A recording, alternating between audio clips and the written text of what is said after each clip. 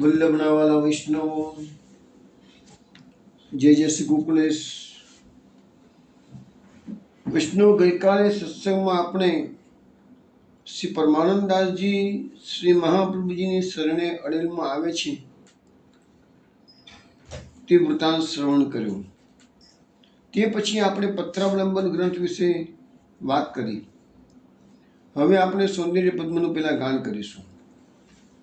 સૌંદર્યમનિજરદગતં પ્રકટિતં સ્ત્રીગૂઢભાવાત્મકં પુરૂપં ચ પુનસ્તદંતર્ગતં પ્રાવિવિશદ સ્વપ્રિયે સંશ્લિષ્ટા ઉભયોર્બભૌ રસમયઃ કૃષ્ણો હિ તત્સાક્ષિકં રૂપં તત્ત્રિતયાત્મકં પરમભીધ્યેયં સદા વલ્લભં ધ્યેયં સદા વલ્લભમ. વૈષ્ણવો, મહાપ્રભુજીએ અડેલમાં સ્થિર વાસ કર્યો છે. લેખન પ્રવૃત્તિ હવે વેગ ધારી રહી છે. અડેલની અંદર બિરાજમાન થયા મહાપ્રભુજી દરમિયાન અનેકવિધ ઘટનાઓ જે ઘટી છે એના પર આપણે થોડી એક નજર નાખી લઈશું આજે. અને એની પહેલાં તો આપણે એક કીર્તન શ્રવણ કરીશું. શ્રી વલ્લભ શ્રી વલ્લભ શ્રી વલ્લભ કૃપા નિધાન. અને ત્યાર પછી વચ્ચેના ભાગમાં આપણે કીર્તન લઈશું. જાકો વેદ રતત બ્રહ્મા રત શંભુ રતત શેષ રતત. એ કીર્તન કુંજમાં 352 નંબરનું આપેલું છે. શ્રી વલ્લભ શ્રી વલ્લભ શ્રી વલ્લભ કૃપા નિધાન શ્રી વલ્લભ શ્રી વલ્લભ શ્રી વલ્લભ કૃપા નિધાન અતિ ઉદાર કરુણામય દીન દ્વાર આયો શ્રી વલ્લભ કૃપા નિધાન કૃપા ભર નયન ખોર દેખીએ જો મેરી ઓર જન્મ જન્મ શોધ શોધ ચરણ કમલ પાયો શ્રી વલ્લભ કૃપા નિધાન કીર્તિ ચહુ દિશા પ્રકાશ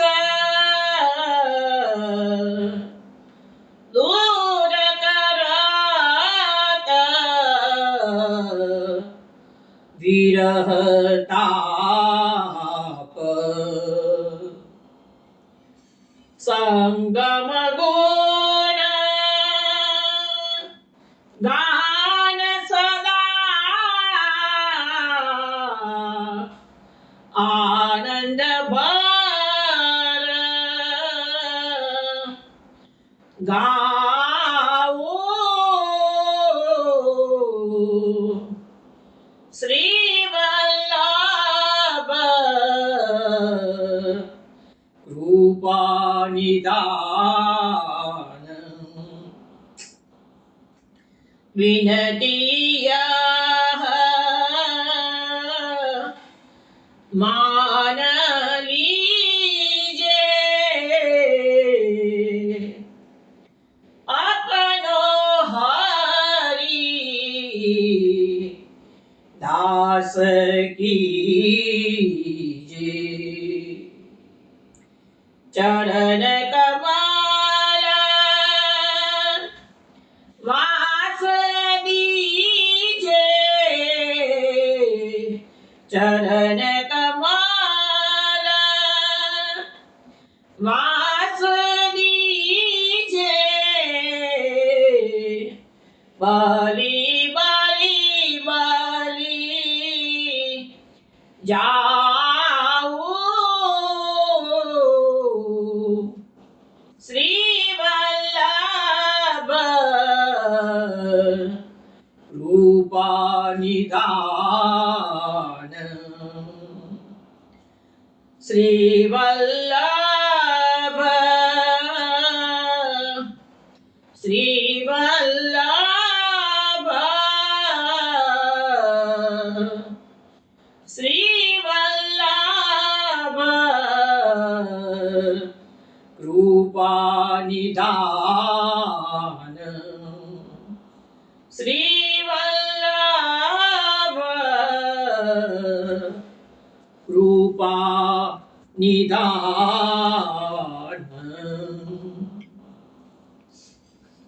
વૈષ્ણવ આ કીર્તન આપે બિભાસ રાગમાં શ્રવણ કર્યું છે. આમાં સમજાવવામાં આવે છે કે શ્રી વલ્લભ શ્રી વલ્લભ શ્રી વલ્લભ કૃપા નિદાન. મેરે તો તિમો શ્રી વલ્લભ સ્વામી એવું કીર્તન છે ને, એ ત્યાં શ્રી વલ્લભને જ કૃપા નિદાન શ્રી કૃષ્ણાસ્યમ કૃપાનિધિ આપણે બોલીએ છીએ. તો કૃપાનો ભંડાર છે. કેમ કૃપાનો ભંડાર છે? તો આપણે આટલા બધા વખતથી ચરિત્ર જોઈએ છીએ તો દેવી જીવનો ઉદ્ધાર કર્યો, અનેક પ્રકારના જીવનો ઉદ્ધાર કર્યો, પશુ પક્ષીનો ઉદ્ધાર કર્યો, તામસી જીવનો ઉદ્ધાર કર્યો છે. એ કૃપાનો ભંડાર છે. માટે અતિ ઉદાર એ વલ્લભ, આ તો કરુણામય પણ છું, અતિ ઉદાર પણ છું. એ અતિ ઉદારનું જે ચરિત્ર છે ને, એ આજે તમને મહોદાર ચરિત્ર આપણે બોલીએ છીએ ને, તો આજે એક બ્રાહ્મણી ડોસી છે અડીલની, એનો પ્રસંગ આવશે. તમને એનાથી ખ્યાલ આવી જશે કે મહાપ્રભુજીનું ચરિત્ર કેટલું ઉદાર છે. આવા મહાપુરુષો પૃથ્વી પર જલ્દી થતા નથી હોતા, બહુ જ ઓછા થતા હોય. કે આવા ઈર્ષ્યા દ્વેષને પણ સારી રીતે ટેકલ કરી લે છે અને કૃપા વરસાવે છે. દીન દ્વાર આવ્યો, મહિરાજી પોતાની જાતને અહીંયા દિન તરીકે ઓળખાવે છે અને મહાપ્રભુજીના દ્વારે આવી ગયો છું, મારા પર કૃપા વરસાવો. કૃપા નયન ખોર દીજીએ જો મેરી ઓર, હું દિન થઈને તમારી પાસે આવ્યો છું, તમે કૃપા ભરી દ્રષ્ટિથી મારી સામે જુઓ એમ કહે છે. જન્મ જન્મ શોધ શોધ ચરણ કમલ પાયો. મહાપ્રભુજીને ભગવાનના ભક્તો એમ કહે છે કે જન્મો જન્મથી મેં ભટકી રહ્યા હતા તમને શોધવા માટે કહે છે, પણ અમને કોઈ હાથમાં ના આવ્યા અને છેવટે આ તમારું ચરણ કમળ, આ જન્મમાં અમારો એ અંત આવી ગયો શોધનો, અને તમારું ચરણ કમળની શરણે અમે આવી ગયા છીએ. કીર્તિ ચૌ દિશા પ્રકાશ દૂર કરત વિરોધ. પ્રભુને કહે છે કે મહાપ્રભુજીને કહે છે કે તમારી જે કીર્તિ એનો પ્રકાશ ચારે દિશામાં ફેલાયેલો છે અને એનાથી જ અમારો વિરોધાપ દૂર થઈ જાય છે કે છે. સંગમ ગુણ ગાન સદા આનંદ ભર ગાવું. આ વલ્લભના ગુણગાન જ આનંદથી ગાવાની વાત અહીંયા હરિરાજી મહાપ્રભુજી કરી રહ્યા છે. વિનતીય માન લીજે અપનો હરિદાસ કીજીએ. મહાપ્રભુજીને કહે છે કે અમારી આટલી વિનંતી સ્વીકારો અને તમારું દાસત્વ અમને આપો કે છે. ચરણ કમલ વાસ દીજે બલી બલી બલી જાઉં, તમારા ચરણ કમળમાં મને સ્થાન આપજો કે છે, અને હું તમારી આ બધા સદગુણો પર, આ બધા ગુણો પર વારી જઉં છું કે છે. વૈષ્ણવ, હવે આપણે ગઈકાલે છેલ્લે જે ચરણ વંદનાનું એક કીર્તન આપણે કર્યું હતું એ સમજાવવાનું બાકી હતું, થોડું સમજાવેલું. એ કાનરો રાગમાં તમે ગઈકાલે સાંજે આપણે રાત્રે 9 વાગે શ્રવણ કર્યું હતું. બહુ સરસ કીર્તન છે, નંદાસ પરમાનંદાસનું બનાવેલું કીર્તન છે. તો એમાં ચરણ કમલ બંદો જગદીશ જે ગોધન કે સંગ રાય, કાલે આપણે તો પરમાનંદાસની બધી વાતો કરતા હતા ને, તો પરમાનંદાસે ગઈકાલે આપણા બધા ચરિત્રમાં આવ્યું હતું, આ કીર્તન બનાવેલું હતું, પણ સમજાવવાનું રહી ગયું હતું. આ કીર્તનમાં મેઇન વસ્તુ શું છે કે મહાપ્રભુના ઠાકોરજીના ચરણ કમળની વંદના કરવામાં આવેલી છે. હવે આપણે શ્રીમદ ભાગવતનો અભ્યાસ તો આપણે સાથે સાથે કરી જ રહ્યા છીએ. તો શ્રીમદ ભાગવતમાં તો ઠાકોરજીના ચરણારવિંદનો એટલો બધો મહિમા ગાયો છે કે અનેક અનેક શ્લોકો છે એના.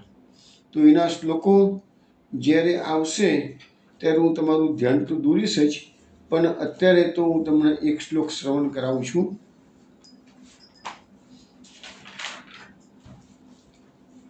ध्येयं सदा परिभवग्नम् अभीष्टदोहम् तीर्थास्पदं शिवविरञ्चिनुतं शरण्यं भृत्यार्तिहं प्रणतपाल भवाब्धिपोतम् वन्दे महापुरुषते चरणारविन्दं वन्दे महापुरुषते चरणारविन्दम्.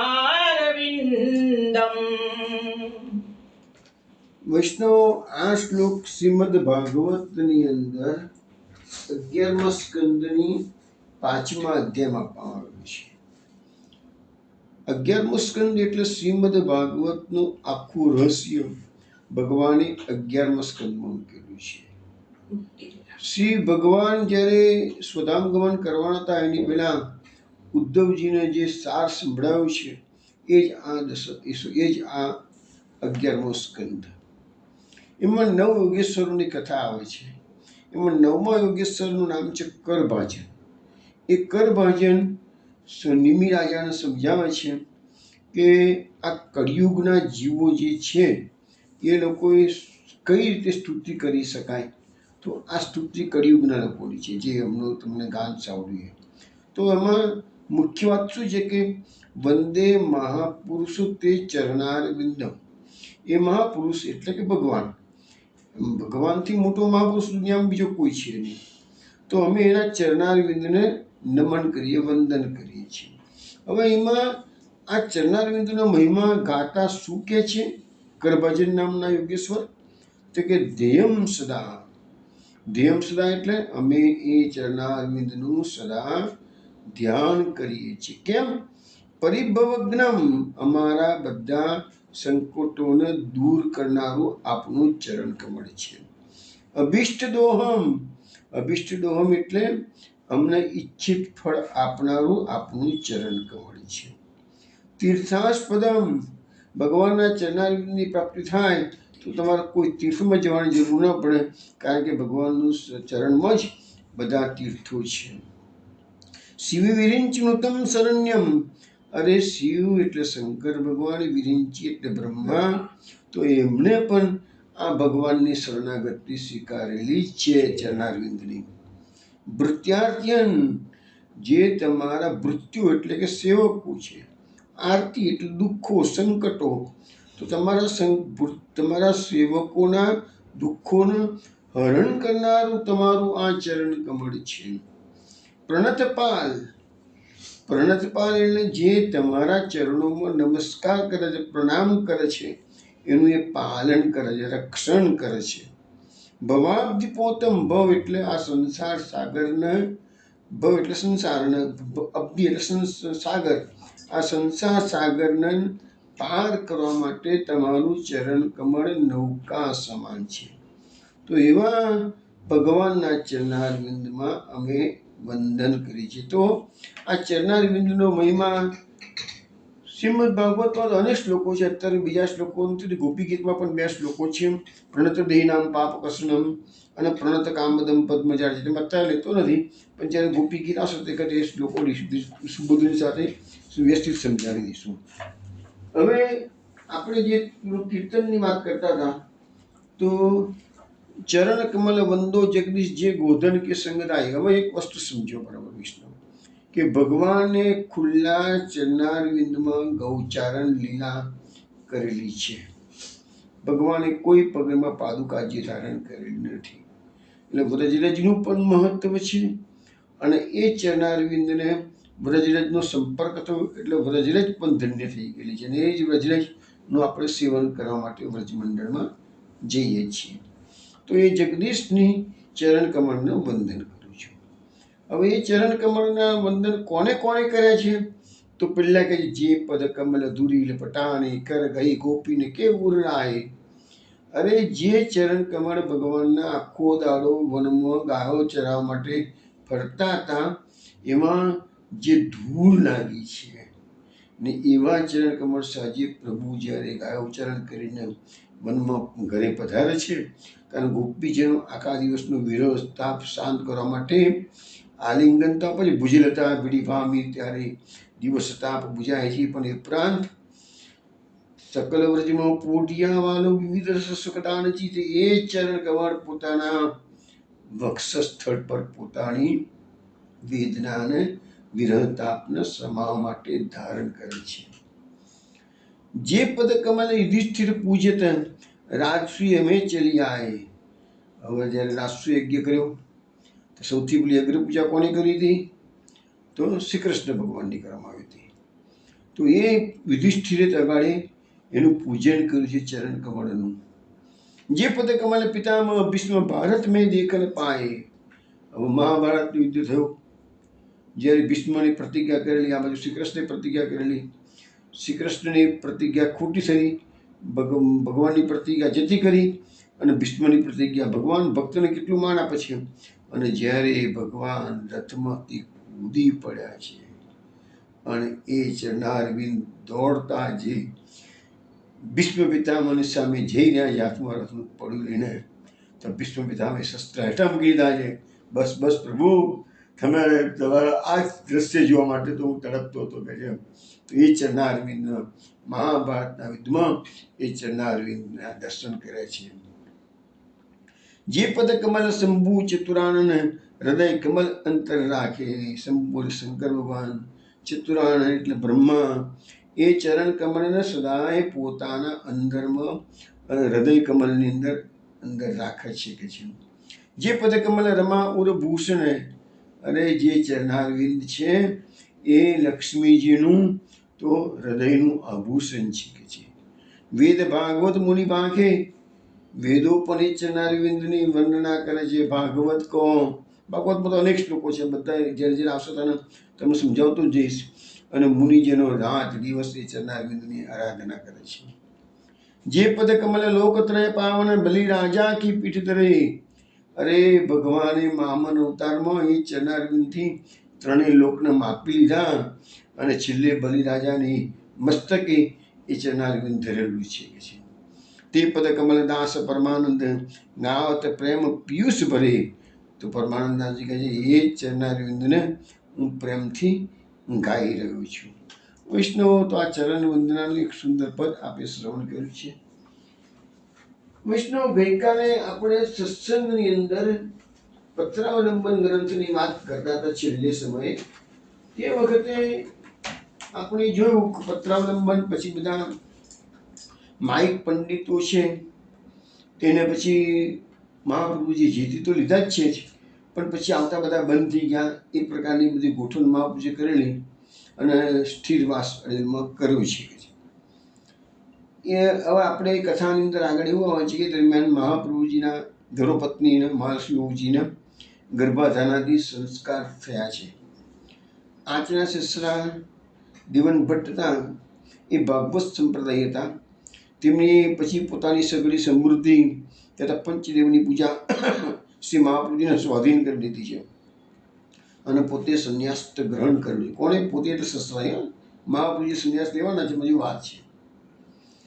પંચ પૂજા પૈકી શ્રી ગોકુળ સ્વરૂપ હતું તે આચાર્યશ્રીએ પોતાની પાસે રાખ્યું અને બીજા સ્વરૂપોને ગંગાજી પધરાવ્યા. જે બાકીના જે 4 સ્વરૂપો હતા, ગણપતિ, સૂર્ય, શક્તિ વગેરે, એ બધાને મહાપ્રભુજીએ ગંગાજી મહેતામાં કહેતા એ બધા સ્વરૂપોએ કીધું કે તમે અમારો તિરસ્કાર, તમે અમારો અનાદર કરશો તો કળિયુગમાં બધા અમને માનશે ક્યારે? ત્યારે મહાપ્રભુજીએ કહેલું કે ના, કહે છે કે અમે જ્યારે તમારા વિરુક્ત સંસ્કારનો કર્મ થતા છે ને તે વખત તમારું અમારા વૈષ્ણવ આહ્વાન કરીને તમને પધરાવશે. એટલે આપણે આજે પણ આપણા લગ્નમાં ગણેશ સ્થાપનને બધું કરીએ છીએ, તેનાથી આપણે કંઈ અન્યાશ્રય થઈ જતો નથી. એટલે મહાપ્રભુજી આજ્ઞા કરેલી છે કે અમે તમને એ વખતે પધરાવીશું એમ. બાકી આરાધના નથી કરવાની આપણે ગણેશની કે શંકરની કે માતાજીની કે ગણપતિની કે કોઈ બીજા એ દેવોની આપણામાં બિલકુલ નહીં. ઇવન તમે સ્વામિનારાયણ સંપ્રદાય તમે જુઓ, તેમના મંદિરોમાં હનુમાનની મૂર્તિ મૂકેલી છે. જ્યારે પુષ્ટિ સ્માર્ગના કોઈ મંદિરોમાં તમને હનુમાનજી કે શંકર કે બીજા કોઈ દેવની મૂર્તિ જોવા નહીં. કે આપણો માર્ગ છે ને એ કૃષ્ણ સેવાનો માર્ગ તો જ ખરો જ, પણ સૌથી મોટામાં મોટી વાત છે કે તમારો પ્રેમ છે ને સોલ આની કૃષ્ણને આપવાનો છે. જો તમે થોડું ડિવાઈડ થઈ જાય કે બીજા બધા જે દેવો છે ને એમને અધિકાર પ્રમાણે ફળ આપે છે. જ્યારે કૃષ્ણ આજે સત્સંગમાં આજે કે કાલે આવતા વીકમાં આવશે જ કે કૃષ્ણ એ સર્વોપરી છે. જેવી રીતે એક રાજા ચક્રવર્તી રાજા હોય અને બીજા બધા ખંડિયા રાજાઓ હોય તો શ્રી કૃષ્ણ ચક્રવર્તી રાજા જેવા છે અને બીજા બધા દેવો જે છે એના ખંડિયા રાજા જેવા છે. રાજા ખરા પણ ખંડિયા રાજા, એના જેવું આ બધું વર્તન, એવું આપણને કહેવામાં આવ્યું છે. તો બધા સ્વરૂપોને પધરાવી દીધા ગંગાજીમાં. પછી મહેશની આજ્ઞાથી આચાર્યશ્રી ચરણાદ્રીમાં આવ્યા. હવે મહાપ્રભુજી અડેલવાસ પણ કર્યો છે અને થોડો સમય માટે ચરણાટમાં બિરાજ્યા છે. તો શંકર કર્મા નામનો પંડિત સાંપ્રદાયિક વિષયમાં વાત કરવા આવ્યો, તેને આચાર્યશ્રીએ પરાભવ કર્યો છે. તે દરમિયાન આચાર્યશ્રીના શિષ્યોએ અડેલમાં મકાનો વગેરે તૈયાર કરાવી દીધા. એટલે આચાર્યશ્રીએ સ્થિર વાસ તો કર્યો પણ પાકું મકાન એ બધું કરવાનું હતું ને તે બધું મીનવાલ તૈયાર થઈ ગયું. તેથી આચાર્યશ્રી અડેલ પછી તેથી ચરણાદ્રીમાં થોડો સમય રહી અને અડેલમાં પધાર્યા અને ત્યાં નિવાસ કર્યો. હવે અડેલનું શાસ્ત્રીય નામ અલરકપુર છે. આ ગામ અલ્હાબાદ જિલ્લામાં યમુના નદીના દક્ષિણ કિનારા પર જ આવેલું છે. જે લોકોને અલ્હાબાદથી જવું હોય ને તો નૈની સ્ટેશન આવે છે અને નૈની સ્ટેશનથી પછી અડેલ જવાય છે. અને અડેલનું જે ગામ છે ને એનું નામ છે દેવરખ. આજે તમે ત્યાં જઈને કોઈને અડેલ પૂછો તો કદાચ કોઈ બતાવે કે ના બતાવે, પણ દેવરખ એનું ગામનું નામ દેવરખ છે. પણ આપણે પ્રાચીન નામ અડેલ છે. આપણી પુષ્ટિ સંપ્રદાયના સાહિત્યમાં અડેલ નામ આપેલું છે. હવે આ અડેલની અંદર શું છે કે ગંગા યમુનાનો સંગમ, ત્યાંથી જે ત્રિવેણી સંગમ આપણે કહીએ છીએ ને એ ત્યાંથી બહુ નજીક જ છે. આમ પ્રયાગરાજથી અડેલ લગભગ 10 કિલોમીટર થાય છે, પણ આ ગંગા યમુનાના સંગમ પર જુઓ તો ત્યાંથી નાવ મળી જાય છે અને 3-4 કિલોમીટર પર જ આ ત્રિવેણી સંગમનું સ્નાન તો વાળી છે. અને આ સાથે અમારો થોડો લગાવ એટલા માટે છે કે ત્યાં એ તો જે મેનેજર હતા ને મોહનભાઈ શર્મા, વર્ષો સુધી તેમણે તો મેનેજર તરીકે સેવાઓ આપેલી છે અને અમારા અંગત પરિચયમાં હતા કે મોહનભાઈ શર્માના પિતાશ્રી વર્ષો સુધી લુણાવાડા મંદિરમાં મુખ્યજી તરીકે સેવાઓ આપેલી છે. એ મોહનભાઈ ઘણીવાર મને કહેતા કે નારાયણભાઈ, અમારો આખો પરિવાર ગોકુલ બિહારીની કૃપાથી સુખી છે કે છે. મારા પિતાશ્રી ગોકુલ બિહારીની સેવા કરી છે, તમે 4 ભાઈઓ અત્યારે કે છે બધા સુખી છીએ કે છે. અને એટલું જ નહીં પણ મારા પર એટલો પ્રેમ ભાવ હતો મોહનભાઈનો કે વર્ષમાં 2 વાર તો મારા પર ત્યાંથી ફોન આવે. એક ચૈત્રવદી 11 અને બીજું નંદ મહોત્સવ કે મહાપ્રભુજી પલ્લે ઝૂલી રહ્યા છે અને તમારે સુધી લઉં છું. એ દિવસોમાં મોબાઈલ હતા નહીં, મોબાઈલ પર હતા નહીં અને વોટ્સઅપ હતું નહીં, એટલે વિડીયો કોલ કરીને દર્શન નહોતા કરાતા, એમને એમ ફોન આવતા હતા મારા પાસે. તો એ આ તબક્કે મોહન શર્મા હવે નથી, પુત્ર પરવ નથી, એમને યાદ કરી લીધા. પછી મહાપ્રભુજી અડેલમાં બિરાજ્યા એટલે એમને બધા ગ્રંથો રચનાનું કામ શરૂ કર્યું. મીનવાઇલ મહાપ્રભુજી બ્રજમાં પધારેલા તો મધુવનમાં એ હતા અને બીજી ભગવદ આજ્ઞા થઈ હતી. પહેલી આપણે ભગવદ આજ્ઞાની વાત કરી હતી ગંગાસાગરમાં, અને બીજી ભગવદ આજ્ઞા મહાપ્રભુજીને મધુવનમાં થઈ. એટલે પછી એમને અહીંયા આવી અને ફટાફટ બધા શાસ્ત્રો જેટલા એમના મનમાં નક્કી કર્યું હશે ને એ શાસ્ત્રો રચનાનું કામ કર્યું. કારણ કે પછી તો સ્થિરવાસ કર્યું અને યાત્રાનો શ્રમ લેવાનો હતો નહીં, એટલે પછી એમને શાસ્ત્ર રચના પર ધ્યાન આપ્યું છે. હવે શાસ્ત્ર રચના પર ધ્યાન આપ્યું છે તો મેઇન તો સુબોધની છે. સુબોધની લખવા માટે એમને માધવ ભટ્ટ કાશ્મીરીના સરને લીધા છે. એ વાત પણ આપણે પ્રસંગ આજે કે નેક્સ્ટ ટાઈમ જોઈશું.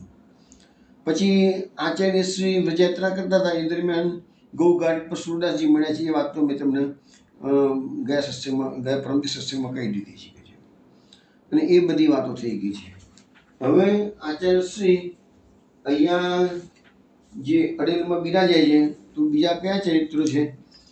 તો એ દરમિયાન શું બને છે કે મહાપ્રભુજી ગુજરાતના સિદ્ધપુરમાં જ્યારે પધારેલા ત્યારે એક બ્રાહ્મણે પુત્ર માટે એમને વિનંતી કરી હતી, પ્રાર્થના કરી હતી. એ પ્રસંગ તમને યાદ આવતો હતો કે મહાપ્રભુજીને કીધેલું કે ગોપાલની ઉપાસના તું કર અને એને મહારુદ્રી કરેલી છે તો તને કે મહારુદ્રીના કારણે તને પુત્ર સંતતિ થશે કે છે.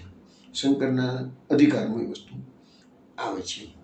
એ વાત આપણે થઈ હતી, ભૂલી નાખ્યો તો યાદ કરાવી દઉં તમને. તો એ બ્રાહ્મણ સ્ત્રીને હરિ ઈચ્છાથી પુત્ર પ્રાપ્ત થયો. તે પુત્ર મોટો થયો એટલે બ્રાહ્મણને વૈરાગ્ય ઉપજ્યો. પોતાની સ્ત્રી અને પુત્રને સાથે લઈ આચાર્યશ્રી પાસે એ બ્રાહ્મણ સિદ્ધપુરથી અડેલમાં આવે છે અને પોતાની તથા પોતાની સ્ત્રીને શરણ સંન્યાસ આપવા માટે પ્રાર્થના કરી છે.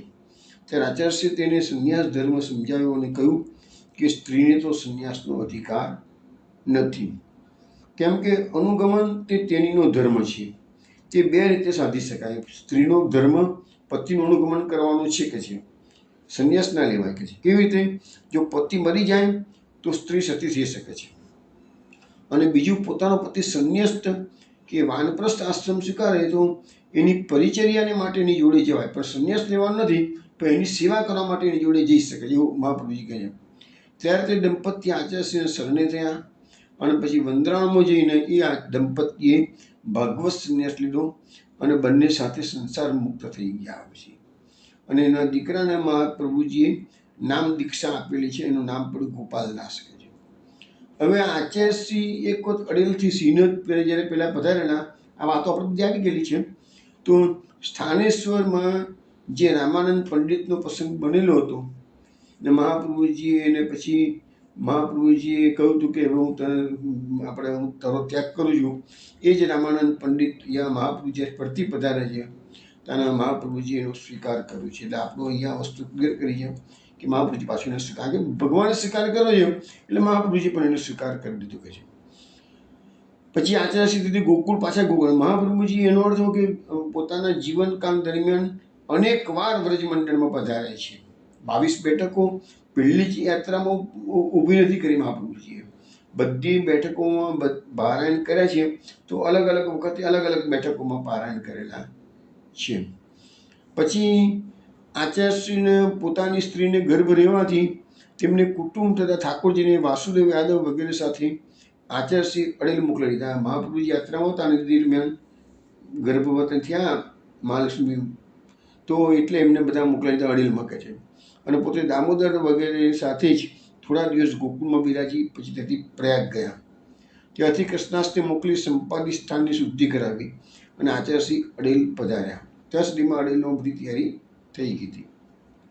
હવે અડેલમાં વિક્રમ સંવત 1566 1567 અને આસો માસની, એટલે આપણે ગુજરાતી પ્રમાણે ભાદરવા માસની કૃષ્ણ દ્વાદશીના દિવસે શ્રી ગોપીનાથજીનો અડેલમાં પ્રાદુર્ભાવ થયો. આ અડેલની બેઠકનું વિશેષ મહત્વ વૈષ્ણવ એટલા માટે છે કે આપણા એ જમાનાના આપણા ત્યાં લગભગ 14 વલ્લભ વંશજોનું પ્રાકટ્ય અડેલમાં થયેલું છે.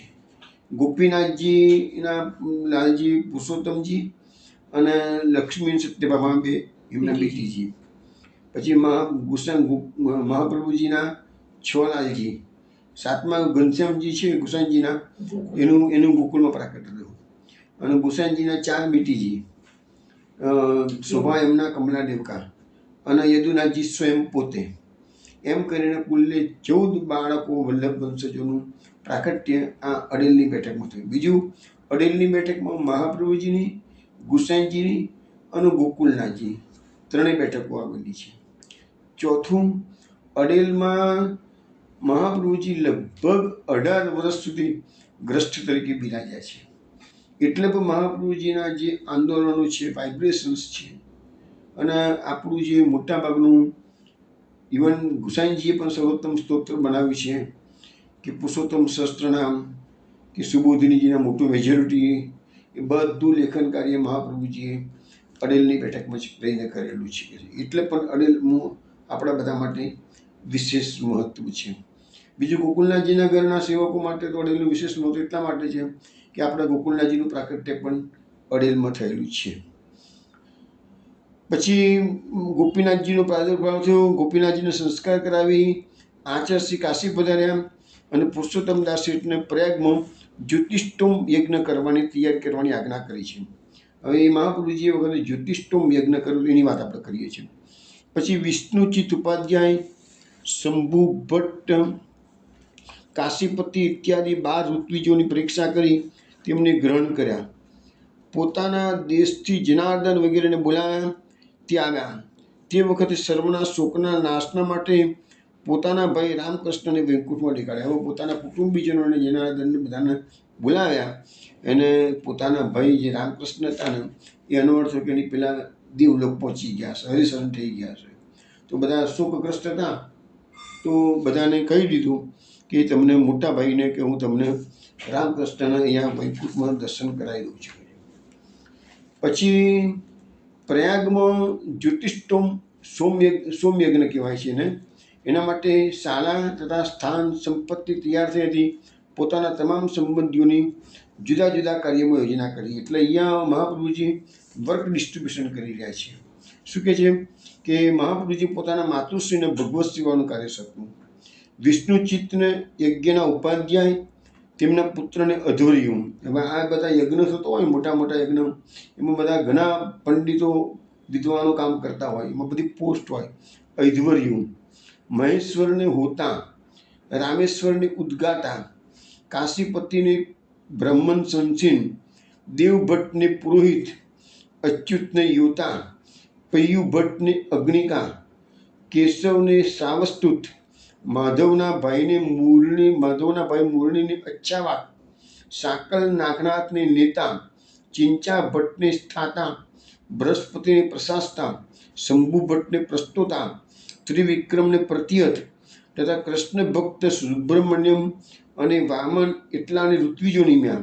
આ પ્રકારે વ્યવસ્થા કરી જનાર્દન કાકાને સભાધ્યક્ષ બનાવ્યા, માધવને દાનાધ્યક્ષ બનાવ્યા, કૃષ્ણદાસ મેઘનને કોષાધ્યક્ષ બનાવ્યા, શ્રેષ્ઠી પુરુષોત્તમદાસને કાર્યાધિકારી બનાવ્યા, એમના પુત્ર ગોપાલદાસને બ્રાહ્મણના પાત્રસ્થાનના અધિપ બતાવ્યા, વિદ્યાધર આચાર્યને અતિથિ પૂજનનું, સરસ્વતીને પાક કરવાનું, સુભદ્રાને પીરસવાનું, કૃષ્ણ ભક્તને પરિચારકનું કામ સોંપ્યું, હરિકૃષ્ણને તથા પત્ની મહાલક્ષ્મી દેવીને પોતાની સેવામાં રાખ્યા, ભગવાન વાસુદેવ યાદવ વગેરેને રક્ષક નિમ્યા. તો આવી રીતે આ જ્યોતિષ્ટોમ યજ્ઞ પ્રયાગમાં થયો.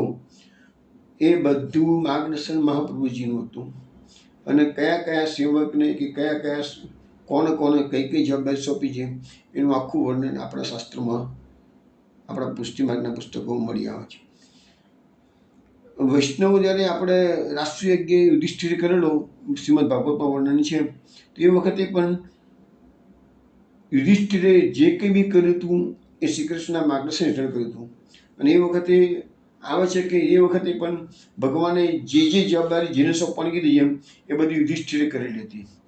તો એમાં મુખ્ય જવાબદારી, મુખ્ય પૂજન તો શ્રી કૃષ્ણ થયું છે, પણ શ્રી કૃષ્ણને બીજી કઈ જવાબદારી સોંપવાની, તો શ્રી કૃષ્ણએ સ્વયં સામેથી માગ્યું કે ઋષિ મુનિઓના ચરણ પ્રક્ષાલનની જવાબદારી. બધા ઋષિ મુનિઓ પધારે તો ચરણ પ્રક્ષાલન કરવાના બધાના. તો ભગવાને એ કાર્ય કરેલું છે. પછી ભીમને શું કામ કરવાનું, રસોડાની જવાબદારી ભીમને સોંપે છે.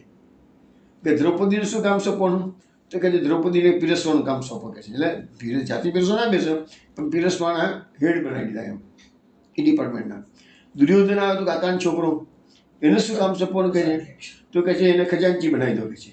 હવે દુર્યોધનને ખજાનચી બનાવે તો ભગવાન કે છે પેલા ભીમને બધાને થયું કે ભગવાન આવું કેમ સ્ટેપ લે છે, આ તો લૂંટાઈ જશે મારું બધું ખજાનો કે છે. પણ ભીમને બિચારાને ખબર નહીં કે કૃષ્ણ બહુ મુત્સદી છે અને કૃષ્ણ જે કંઈ બી ડિસિઝન લે છે એની પાછળ બહુ ઊંડો વિચાર કરેલો હોય. દુર્યોધનને ખુદને ખબર નથી પણ કૃષ્ણને ખબર હતી કે દુર્યોધનના હાથમાં પદ્મરેખા છે અને પદ્મરેખાના કારણે જેટલું દ્રવ્ય લૂંટાવે એનાથી બમણું પાછું આવે. એટલે પેલા એ ખજાનો ખાલી કરવા માટે દુર્યોધન કે પાંડવોનું ખરાબ દેખાય એટલે ખજાનો ખાલી કરવા માટે લૂંટાવ જે જાય ને બધાને દાન આપતો જ જાય. એટલું બધું ભેટો આવો વળી ભેટો આવો. આપણે લગ્નમાં તો ખર્ચા બી કરીએ પણ સામે વિવરનો ચોલ્લો બધો આવે છે ને, એટલે એ તો રાજા મહારાજાઓ બધા આવતા હોય ને. રાજા મહારાજાઓ સામાન્ય થોડા આવવાના છે બધા. કેટલી ભેટો લઈને આવે પાંડવોને આપવા માટે. તો એ વધતું જ ગયું. કર્ણને શું બનાવવાનું કે કર્ણ તો દાનેશ્વરી છે ને કે દાન અધ્યક્ષ બનાવો કે છે. તો આવી બધી જવાબદારીઓ મોટા આપણા ઘરે લગ્નના પ્રસંગ આવતા હોય કે બીજા કોઈ ઉત્સવ આપણા ઘરમાં પણ થતા હોય તો આપણે પણ આપણા સગાવાળાને બોલાવીને જવાબદારી વેચીએ છીએ ને. તો એના જેવું યા છે. પ્રભુ કૃપાએ યથાવિધિ જ્યોતિષ્ઠોમ યજ્ઞની પૂર્ણાવતી નિર્વિઘ્ને થઈ ગઈ. યજ્ઞ પૂરો થતાં સગડા આવેલા અને દાન માન વડે સારો સત્કાર કરાવ્યો. બ્રાહ્મણોને બહુ દક્ષિણા આપી. આચાર્યશ્રી ત્યાંથી અડેલ પધાર્યા. ત્યાર પછી એક દિવસે આચાર્યશ્રીના ઉદરમાં કોઈ પીડા થઈ. હવે જો મહાપ્રભુજીના આખા ચરિત્રમાં કોઈ જગ્યાએ મહાપ્રભુજીને કોઈ રોગ લાગુ પડ્યો હોય ને એવું ક્યારેય કોઈ જગ્યાએ વર્ણન આવતું નથી. પણ અહીંયા એક વર્ણન આવ્યું છે કે મહાપ્રભુજીને પેટમાં પીડા ઉપડી. શિષ્યો વૈદરાજ પાસેથી ઔષધ લઈ આવ્યા. મહાપ્રભુજીએ તે ઔષધને ત્યાં આગળ અગ્નિકુંડ હતો એ અગ્નિમાં નાખી દીધું અને મહાપ્રભુજીના પેટની પીડા મટી ગઈ. એટલે આ શું બતાવે છે કે મહાપ્રભુજી અગ્નિ સ્વરૂપ છે. મહાપ્રભુજી પોતાના પેટમાં એ ઔષધને નાખવું પડ્યું નથી, પરંતુ મહાપ્રભુજીએ એ ઔષધને અગ્નિમાં નાખી અને પુરવાર કર્યું છે કે મહાપ્રભુજી પોતે વૈશ્વાનરનું સ્વરૂપ છે. આચાર્યશ્રી વ્રજયાત્રામાં અઘમર્ષણ તીર્થમાં પધાર્યા તો કોઈ વિષ્ણુ મુનિનો શિષ્ય આચાર્યશ્રીની સ્તુતિ કરવા લાગ્યો. એ સ્તુતિ પૂરી થયેથી તે શિષ્ય વિમાનમાં બેસીને વૈકુંઠમાં ગયો. તે પછી આ આચાર્યશ્રીએ વ્રજયાત્રા પૂરી કરી. બાદ કુટુંબ સહવર્તમાન આચાર્યશ્રી જગદીશની યાત્રા માટે. જગદીશની યાત્રા બી મહાપ્રભુજી ઘણી વાર જગદીશ એટલે કે જગન્નાથપુરી. તો અમને મહાપ્રભુજીએ એ યાત્રા ઘણી વાર કરેલી છે. આજે ફરીથી મહાપ્રભુજી જગન્નાથપુરી પધાર્યા છે.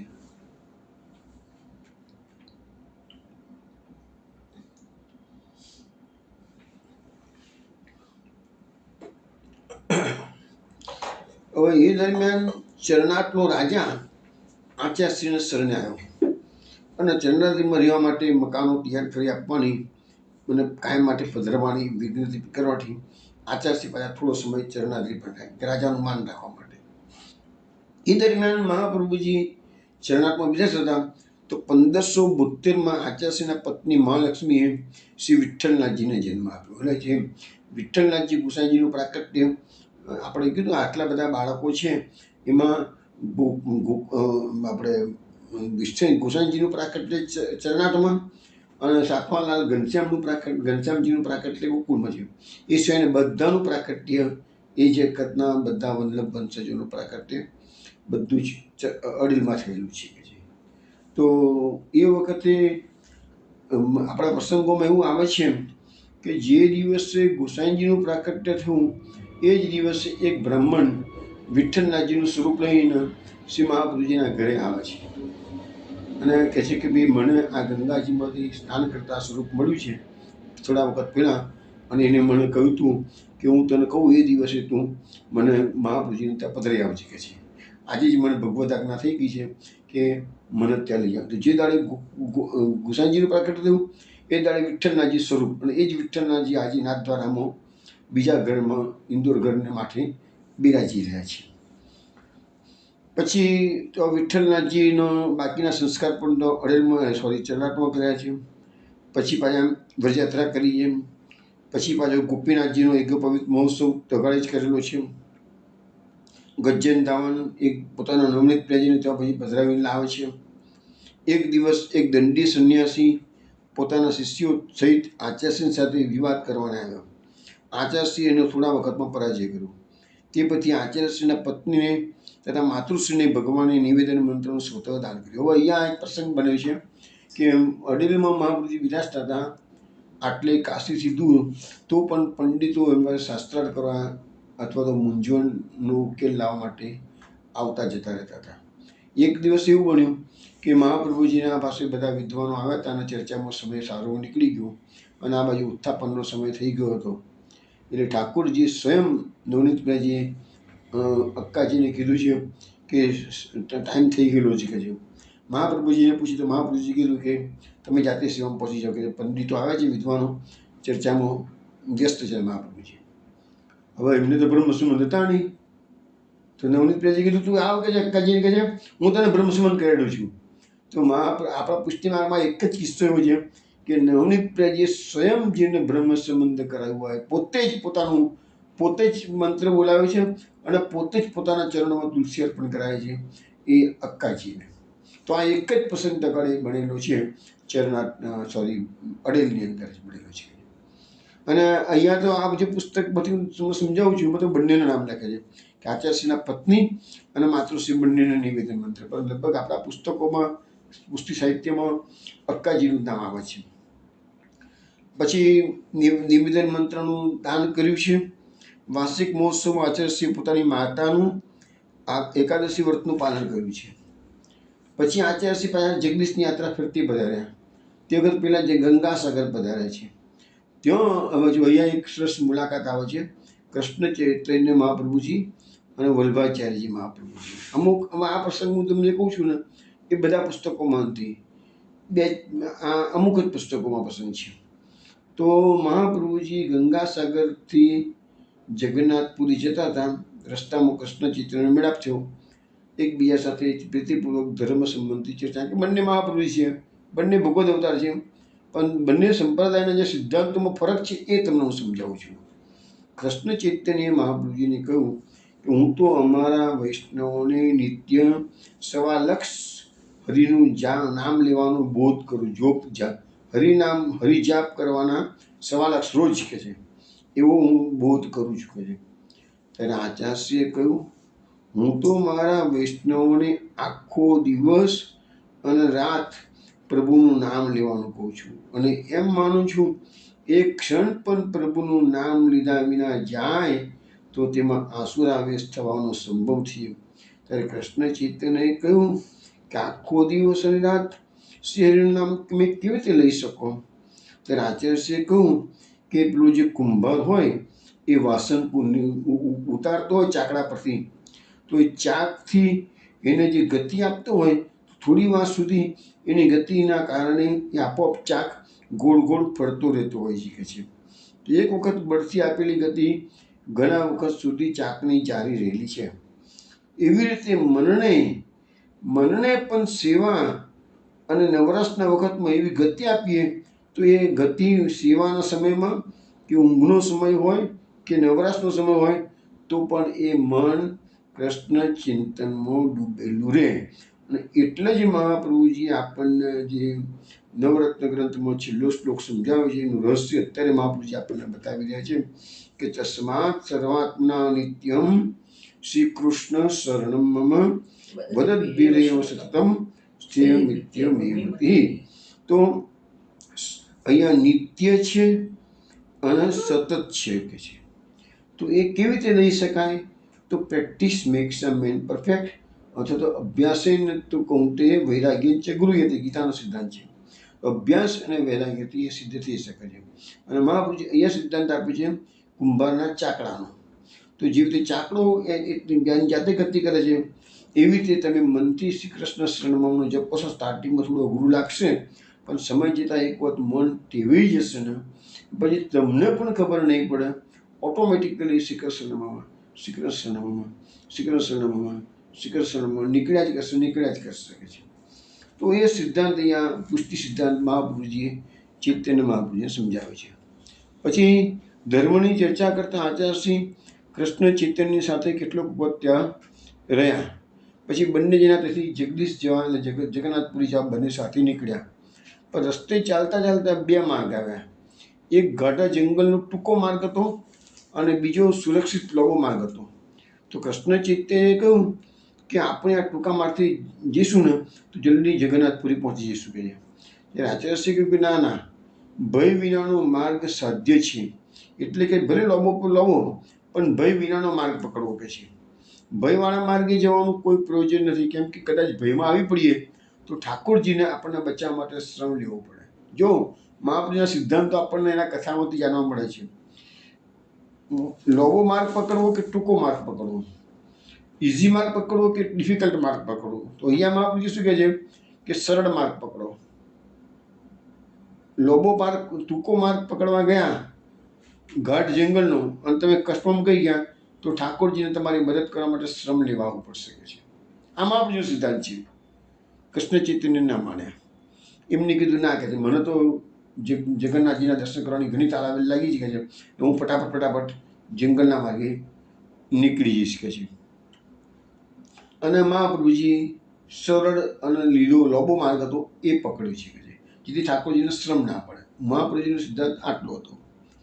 હવે જ્યારે આચાર્યશ્રી જગદીશ પહોંચ્યા ત્યારે કૃષ્ણ ચૈતન્ય પછી થોડી વાર એમના પહેલાં પછી આવે છે. તો આવ્યા અને કીધું કે આપણું કેવું ખરું પડ્યું કે છે, હું ટૂંકા માર્ગે જંગલમાંથી ગયો પણ દૈવવશાત હું અને મારા જે શિષ્યો હતા એ બધા જંગલમાં ભૂલા પડી ગયા. હું જંગલમાં ભૂલો પડી ગયો એટલામાં તો એક મસ્ત ગાંડો હાથી અમારા પર તરાપ મારીને મારવા આવ્યો કે છે. અમે બધા ગભરાયા અને એ વખતે શ્રી જગન્નાથજીનો ત્યાં આવિર્ભાવ થયો. જગન્નાથજી પોતાના ભક્તોને બચાવવા માટે ત્યાં ઘોર જંગલમાં પ્રગટ થયા અને જગન્નાથજીનું વિકરાળ સ્વરૂપ જોઈને ત્યાં હાથી નાસી ગયો અને મને તરત જ માર્ગ જડી ગયો. હું દિલગીર છું કે આપણા વચનનો અસ્વીકાર કરી જરૂર મેં ભગવાનને શ્રમમાં નાખ્યા. એટલે મહાપ્રભુએ પહેલાં જ આ વસ્તુ કીધી કે ભગવાનના શ્રમમાં નાખવું નહીં કે આપણે. અને આપણે આ વસ્તુને બીજી રીતે સમજવાનો પ્રયત્ન કરીએ કે મહાપ્રભુજી આપણને જે આ પુષ્ટિ માર્ગમાં કૃષ્ણ સેવાનો માર્ગ બતાવ્યો છે એ જેવી રીતે જગદીશમાં ગંગાસાગરથી જગદીશ મહાપ્રભુજી સરળ માર્ગે ગયા. લાંબો માર્ગ પણ સરળ માર્ગ છે. તો એવી રીતે આપણો સરળ નહીં પણ આપણો સરળ માર્ગ છે. પેલો સરળ તો આ સરળ માર્ગ છે. આ લાંબો એટલા માટે છે કે આની અંદર સરળ બી છે કારણ કે એટલા માટે કૃષ્ણ સેવા કરો અને લાંબો એટલા માટે કહેવાય કે કૃષ્ણ સેવા તનુજા વિત્તજાનું સ્ટેજ ક્રોસ કર્યા પછી તમારો માનસીનું સ્ટેજ આવશે. એટલે લાંબો માર્ગ થઈ ગયો. સીધું માર્ગ જે બીજા બધા માર્ગોમાં સીધું ધ્યાન ધરવું કે છે ભગવાનનું, એ આ માર્ગમાં નથી. આ માર્ગમાં પેલા તનુજા વિત્તજા કરો અને એટલે લાંબોમાં થઈ ગયો ને માર્ગ. 3 સ્ટેજ કરવા પડે અને પછી તમારે માનસી સુધી પહોંચવાનું છે. પણ આમાં સરળ છે અને સરળ છે.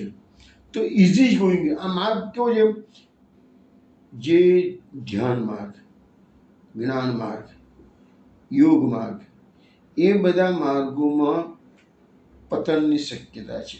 જેવી રીતે ઘાટ જંગલમાં ગયા તો વિકરાળ પશુ આવવાની શક્યતા રહે.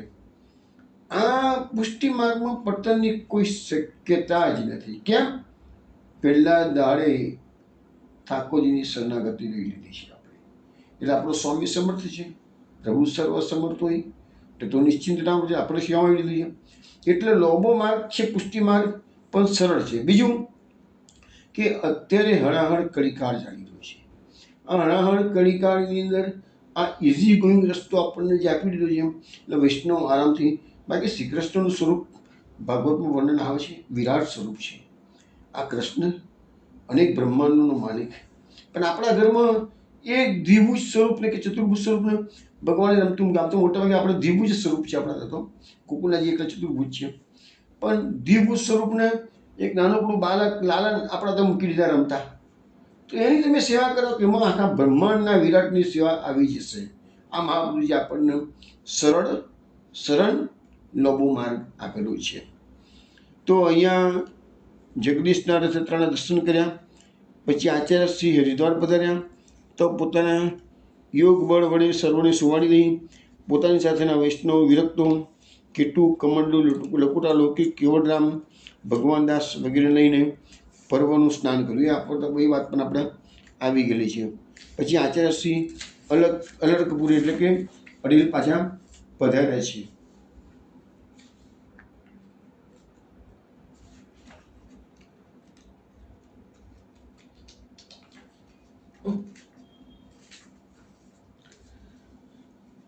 પછી ત્યાં આગળ કવિરાજ ભટ્ટ આવ્યા છે. આપણે ઓલરેડી કવિરાજ ભટ્ટની વાત થઈ ગઈ છે. એને શિક્ષા આપી છે. ત્યાંથી કાન્યકુબ્જ એટલે કે કનોજમાં પધાર્યા છે. તો પરમાનંદાસ પર અનુગ્રહ કરેલો છે. અને એક દિવસ રાત્રે બધા તો આગળ કનોજમાં બેઠેલા હતા, બધા વૈષ્ણવોને બોધ આપતા હતા. તે વખતે ગોપીજનોના ભક્તિનું રહસ્યની વાત નીકળી. મહાપ્રભુજી એ વખતે બધા વૈષ્ણવોને નિરોધ લક્ષણનો ઉપદેશ. નિરોધ લક્ષણ ગ્રંથ આપણા મહાપ્રભુજીના 16 ગ્રંથમાં છે. બહુ સુંદર ગ્રંથ છે.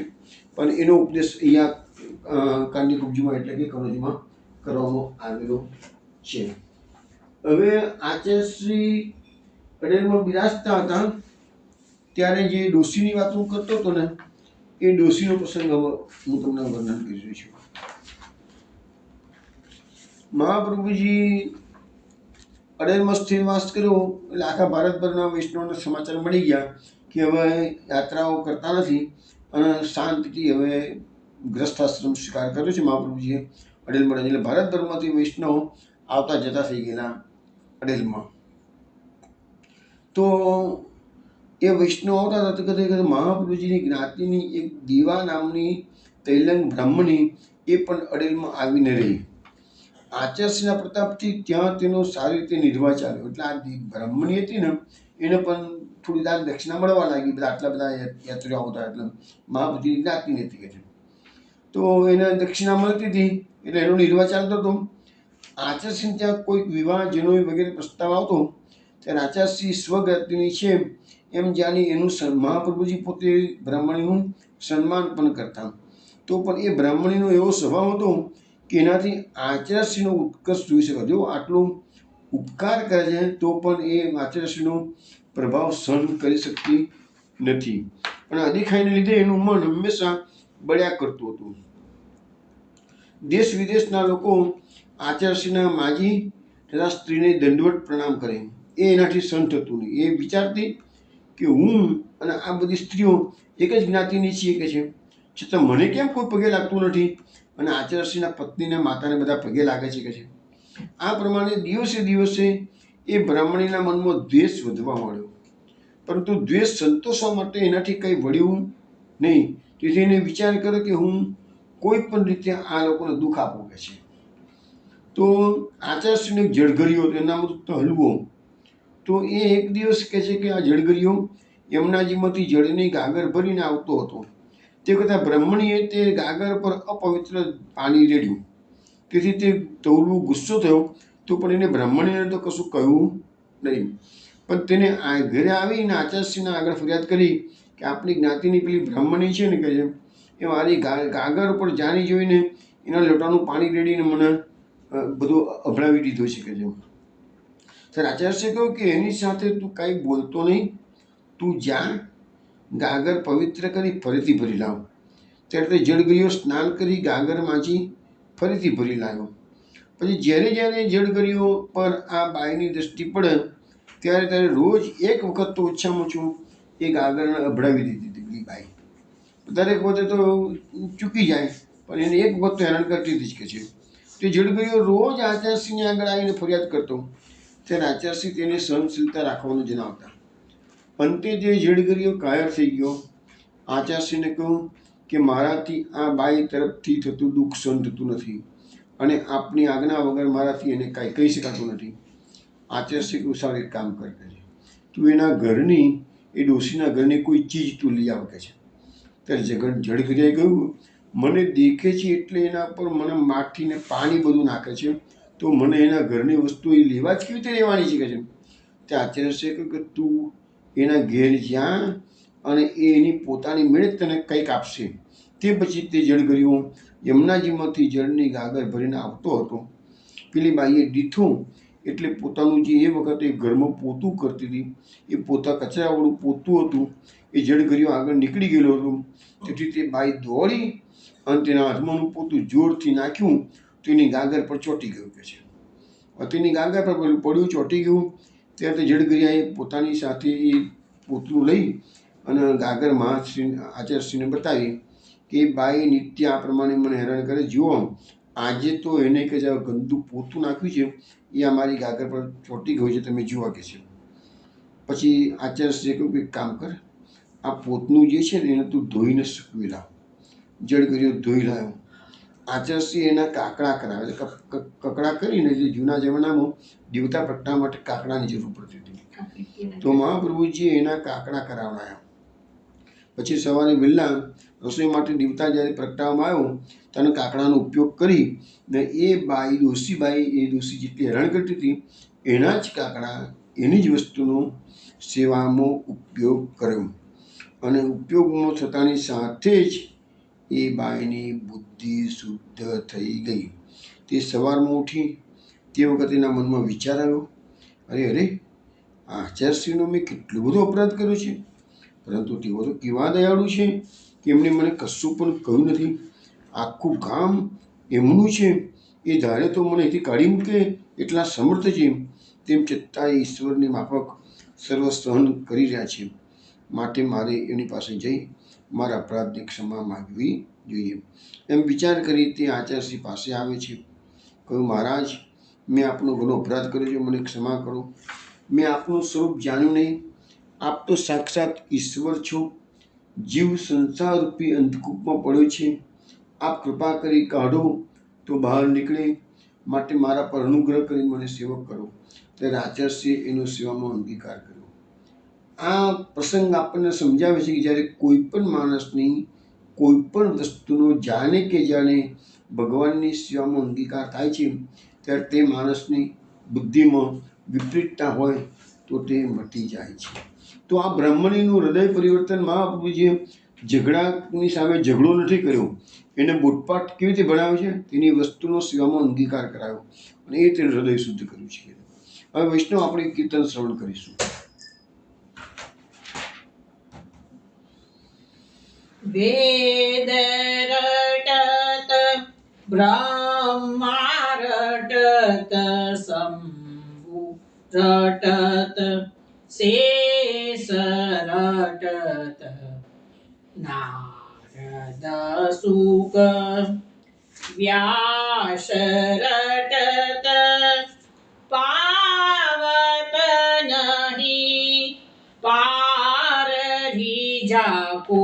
વેદ રટત બ્રહ્મા રટત શંભુ રટત શેષ રટત નારદ શુક વ્યાસ રટત પાવત નહીં પારહી જાકો.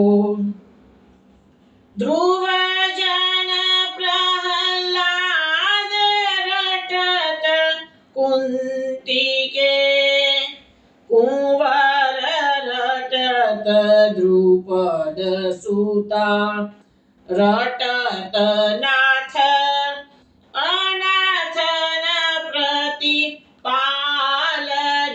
જાકો. ગણી કાગજ ગીધ રટત ગૌતમ કિનારી રટત રાજનકી રમણી રટત સુતન દે દે પ્યારહી જાકો. નંદદાસ શ્રી ગોપાલ ગિરિવરધર રૂપ ઝાલ જશોદા કો કુંવરલાલ રાધાઉર હારરી જાકો. વેદ રટત બ્રહ્મા રટત શંભુ રટત શેષ રટત નારદ સુક વ્યાસ રટત પાવત નહીં પારરી જાકો વેદ રટત. વૈષ્ણવ આ કીર્તન આપણે સારંગ રાગમાં શ્રવણ કર્યું છે. નંદદાસજી આપણને સમજાવે છે કે આમાં ભગવાનના ગુણગાનની જ વાત છે કે જાકો વેદ રટત, વેદો પણ જેનું રટન કર્યા કરે છે. બ્રહ્મા, શંકર, શેષનાગ, નારદજી, સુકમુનિ, વ્યાસજી સતત પ્રભુનું રટન કરે છે, તો પણ એ પ્રભુના ગુણોનો પાર પામતા નથી. ધ્રુવ, પ્રહલાદ, કુંતીના કુંવર એટલે કે પાંડવો, દ્રુપદસુતા એટલે દ્રૌપદી એ પણ રટન કર્યા કરે છે. નાથ અનાથન પ્રતિપાલની, ભગવાન કેવા છે? અનાથનનો પણ નાથ છે. ગણિકા ગજ ગીધ રટત ગૌતમ કી નારી રટત. તો ગણિકા એટલે કોણ? તો ભાગવત, શ્રીમદ ભાગવતમાં દત્તાત્રેય 24 ગુરુ કર્યા છે, એમાં પિંગલા નામની એક વેશ્યા છે, ગણિકા છે. એને પણ સત્ય સમજાઈ ગયું કે આ આશા હિ પરમ દુઃખમ, નિરાશા હિ પરમ સુખમ, એ સત્ય સમજાઈ ગયું છે. એટલે પછી ભગવાનના ગુણગાનને ગાવાનું ચાલુ કરે છે. એટલે ગણિકા, ગજ એટલે ગજેન્દ્ર, ગીધ એટલે જટાયુ, પછી ગૌતમ કી નારી એટલે અહલ્યા, અહલ્યાનો ઉદ્ધાર કર્યો છે રામચંદ્રજી પોતાના ચરણરજથી. તો એ બધા ભગવાનનું રટન કરે છે. રાજન કી રમણી રટત સુતને દે દે પ્યારી. રાજન કી રમણી એટલે કોણ? તો જરાસંઘના કેદખાનામાં 20,800 રાજાઓ કેદ થયેલા હતા અને નરમેઘ યજ્ઞ કરવાનો હતો. એટલે પેલી રાજનની બધી રાજાની સ્ત્રીઓ હતી, રાણીઓ, એ પોતાના ઘરે પોતાના બાળકોને સાંત્વના આપે છે અને પ્યારથી પૂચકારીને કહે છે, ચિંતા ના કરશો, તમારા પિતાશ્રીને શ્રી કૃષ્ણ ભગવાન હવે કેદખાનામાંથી જલ્દી છોડાવી દેશે, એટલે તમે તમારા પિતાશ્રીના દર્શન કરી શકશો, તમારા પિતાશ્રી આવશે કે છે. તો એ રીતે રાજન કી રમણી રટત, શ્રી કૃષ્ણ પધારે અને અમારા પતિદેવોને મુક્ત કરે. સૂતન દે દે પ્યારી એટલે એ પોતાના બાળકોને આશ્વાસન આપે છે, રામ પ્યાર કરે છે. નંદદાસ શ્રી ગોપાલ ગિરિવરધર રૂપજાલ. નંદદાસજી કહે છે અમારા ગોપાલ કેવા છે?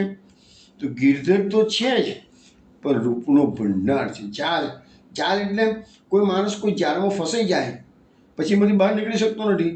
એવી રીતે ભગવાનનું સ્વરૂપ કેવું સૌંદર્યવાળું છે, કેવું માધુર્યવાળું છે કે ગોપીજનો એક વખત એનામાં ફસાઈ ગયા ને પછી એ નીકળી શકતા નથી. જસુદા કો કુંવરલાલ, રાધા યશોદાનો એ કૃષ્ણ કોણ છે? યશોદાનો લાલ છે અને રાધાનો ઉરનો હાર છે, એટલે કે રાધાના હૃદયેશ્વર છે. તો વૈષ્ણવ આવી રીતે ભગવાનના ગુણગાનની ટૂંકમાં આ વાત છે. અને નંદાજી સુંદર પદ રચના કરી છે. હવે આપણે સોમવારે રાત્રે 8 વાગે મળીશું, ત્યારે મહાપ્રભુજીના અડેલના બાકીના પ્રસંગો શ્રવણ કરીશું. ત્યાં સુધી જય જય શ્રી ગોકુલેશ, જય જય શ્રી ગોકુલેશ, જય જય શ્રી ગોકુલેશ.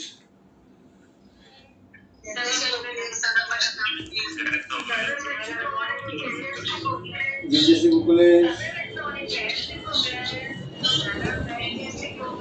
જય જય શ્રી ગોકુલેશ.